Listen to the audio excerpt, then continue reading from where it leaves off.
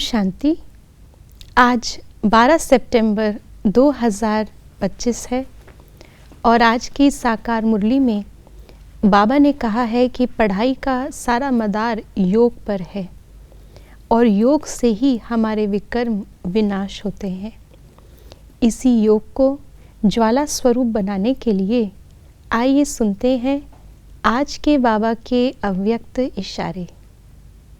ज्वाला स्वरूप की स्थिति का अनुभव करने के लिए निरंतर याद की ज्वाला प्रज्वलित रहे। इसकी सहज विधि है सदा अपने को सारथी और साक्षी समझकर चलो।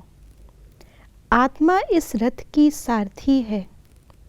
यह स्मृति स्वतः ही इस रथ अर्थात देह से व किसी भी प्रकार के देहभान से न्यारा बना देती है।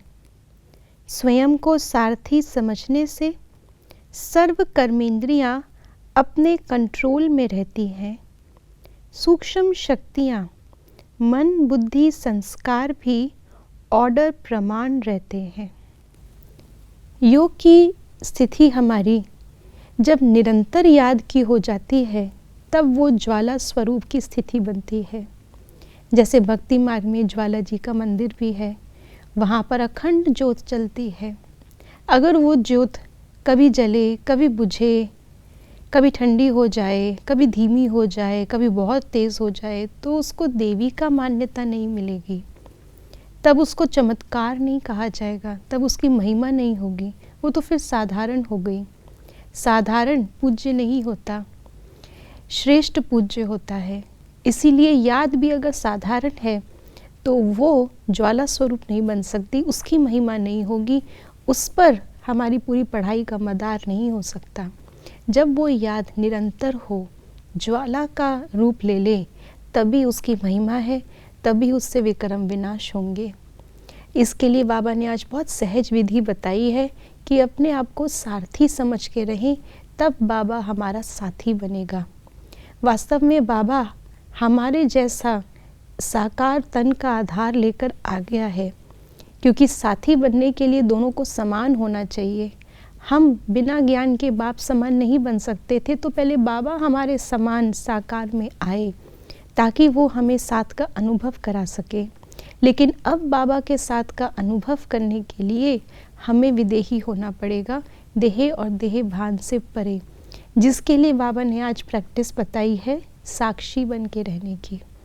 सबसे पहले साक्षी बनने के लिए सारथी बनना है, जो बाबा ने आज कहा। मैं आत्मा इस तन का सारथी हूँ।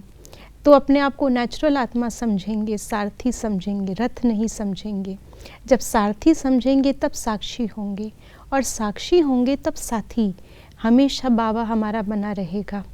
उसके लिए बाबा ने कहा कि यही प्रैक्टिस हमारे विकर्मों को विनाश करती है, क्योंकि विकर्म होते हैं कर्मेंद्रियों से, और कर्मेंद्रियां चाहे वो स्थूल कर्मेंद्रियां हो या चाहे वो सूक्ष्म कर्मेंद्रियां मन बुद्धि संस्कार हो, इन पर कंट्रोल, इन पर राज्य हम तभी स्थापित कर सकते हैं जब आत्मा अपने आप को सारथी समझे।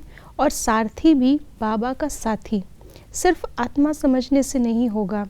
ये ज्ञान कि मैं आत्मा हूँ, ये तो पहले भी था, शास्त्रों में भी कहा गया है, गीता में भी कहा गया है। लेकिन आत्मा कैसी आत्मा, वो आत्मा किसके साथ है, ये ज्ञान नहीं था। तो आत्मा होने के बावजूद भी पहली बात तो आत्मा निश्चय नहीं कर पाए। दूसरी बात, आत्मा अगर मैं हूँ भी तो कैसी आत्मा हूँ, उसका अनुभव नहीं कर पाए, क्योंकि गुण नहीं पता थे। साथी कौन है, उससे क्या प्राप्तियाँ मेरे अंदर हुई हैं, वो ज्ञान नहीं था।